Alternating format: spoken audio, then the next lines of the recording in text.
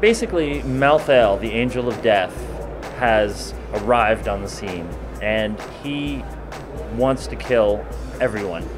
So he sent his army to the city of Westmarch, which is this giant Gothic city, sort of a Western European medieval city. And his reapers have started to kill everyone and take their souls and send them to Maltheal, who grows more powerful with each soul. And so the hero arrives in Westmarch and has to stop the massacre, save the people, figure out what Maltheal is doing and why and where he is. Loot 2.0, the loot system has gotten a complete overhaul. We have a brand new swath of legendary items, including all the old ones are being revamped too.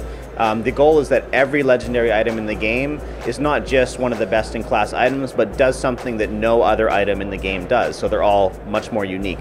In addition, we have a smart drop system so that as you gain power and as you get better and better items, we've still increased the chance of you getting even better items by trying to roll things that are specific to your class on a much more likely basis. And overall, we have less loot that drops and better loot. So you have fewer items going through your inventory and better loot overall.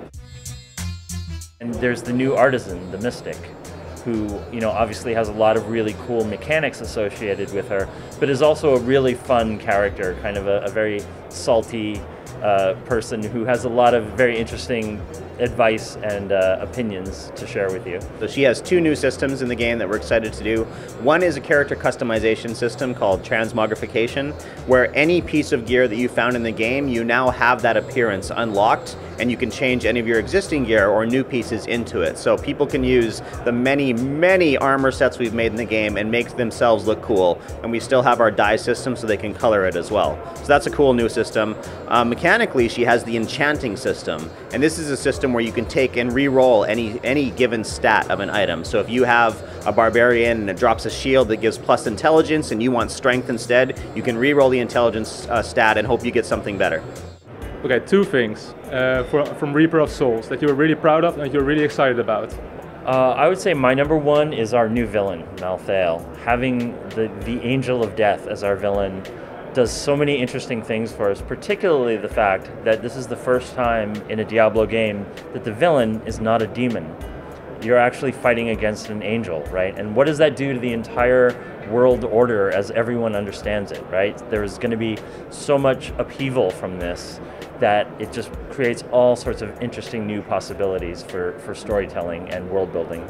And number two, I would say, is just the mood that we're getting. You know, this dark, gothic horror feel, corpses in the streets, corpses rising up from the street to fight you is just such a nice feeling for this expansion that I'm really excited about it. The Crusader class, I'm very happy with. A mid-range melee, like a war machine in human form, where he's got powerful armor that's part of the damage he does, and he has mid-range skills, which is an interesting twist on a melee character. And then so for number two, loot runs. It's random monsters that you don't usually see together in random dungeons where they aren't usually, with random bosses, random loot, random everything. And it's really fun, you know, these little condensed pieces of gameplay. A good example we showed today was you get the beasts, the big charging beasts, on the narrow corridors of Zoltan Kuhl's archives from Act 2 of the game. And it's really hard to avoid the charge, so you have to use new tactics when you do this as well, and it's really fun.